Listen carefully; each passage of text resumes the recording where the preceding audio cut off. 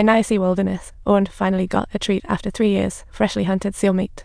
To thank for the feast, Owen gifted his binoculars and taught their use, delighting the Inuits. But just like that, when he turned around, the mysterious disappearance of Ski and his buddy sent a chill down Owen's spine, as if they had been pranked by evil spirits. No response to his shouts. Time to check it out.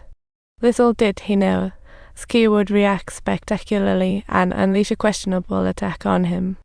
Watching Ski's behavior, he was clearly different, not just the canned food. Back in camp, the ambassador started to panic and claim the Inuits were hiding out like they were getting ready for a big party. Meanwhile, they were heading toward the camp for some revenge, and the crew's faces turned pale at the thought of being rolled over. In a hurry to gather his crew for confirmation, they reported that it was all due to Ski discovering the Inuit had done Owen in. When they reached the top, they found Owen and the crew's bodies in a chaotic heap. No logic here, so they blamed the Inuits immediately. On hearing Ski's name, Kroze's alarm bells rang. Something was off. After all, in his mind, the Inuits were kind and gentle. They couldn't possibly go berserk and start killing. So, he took Hillman to check Owen's body. What a shocker. It was clear this wasn't their style. He warned Captain Edward to guard the armory. No crew should get guns. But as soon as they left, Lieutenant Kroze, beguiled by Ski, decided to sneak out. What a theatrics moment. In the fog, he claimed hearing Inuit whistles. Fooling the crew, they hid 400 m away. Before long, the rumor spread through the camp, with Kroze leading the frightened crew to seize the armory, terrified of an impending attack. The supply officer hastily noted the inventory, but by the time Kroze rushed to the crime scene, he found the dead Inuits all shot in the back. They couldn't have such luck on forever. These were just old folks, women, and children, no weapons in sight, only their binoculars and hunted seal meat. Quick! Get the crew back to camp. Seeing their fallen comrades left Hillman in tears. It was just a heartbreaking sight. Meanwhile, James was experiencing some incredibly horrific rotting symptoms. Time to worry. He wore a bizarre smile on his face as he looked around, seeing living people as nothing but gourmet treats. The chaotic crew camp has transformed into a highly dangerous area, yet Kroze is completely unaware of it as he continues to march back in disarray. At that moment, First Officer James strolled back, briefing Kroze dramatically on the camp emergency. Just as he left, the armory was breached by the crew, and scared sailors launched a weapons heist. Faced with such a sudden crisis, Kroze's first thought was for Hillman's safety, praying he wouldn't become a target. Even though he might get shot on the spot, he ultimately decided to slip him some food to survive back in his village. After bidding Hillman farewell, Kroze urgently summoned Edward, ready for a quick decision, asking why the armory was unattended and 20 guns given out.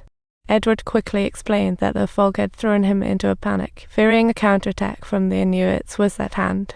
Kroze pondered deeply, deciding to find evidence to pin Ski's crimes on him, possibly to turn the tide.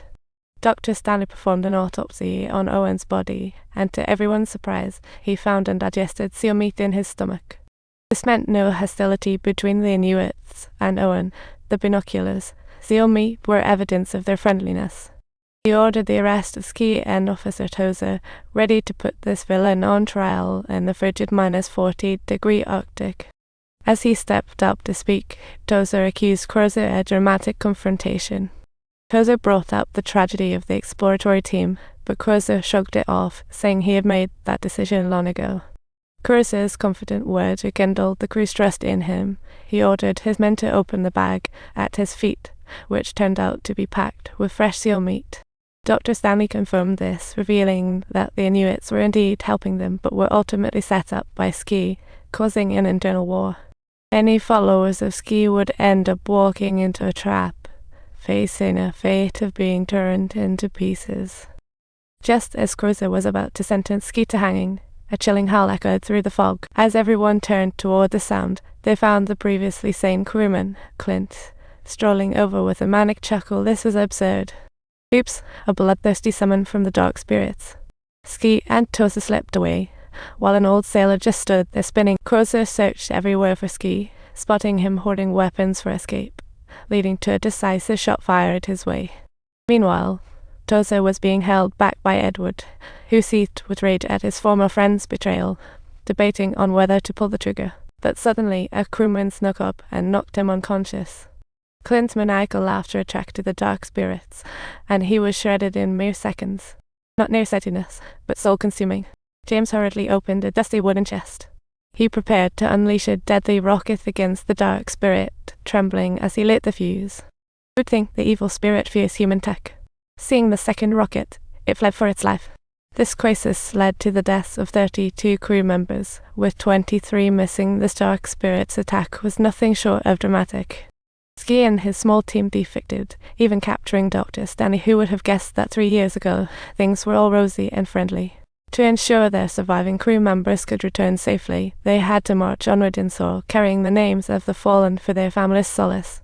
They ordered the cremation of the fallen crew and headed south, but the long journey took its toll on James, leaving him totally spent. Fresh blood and raw hint at doom, they rely on biscuits, chocolates. Subscribe now.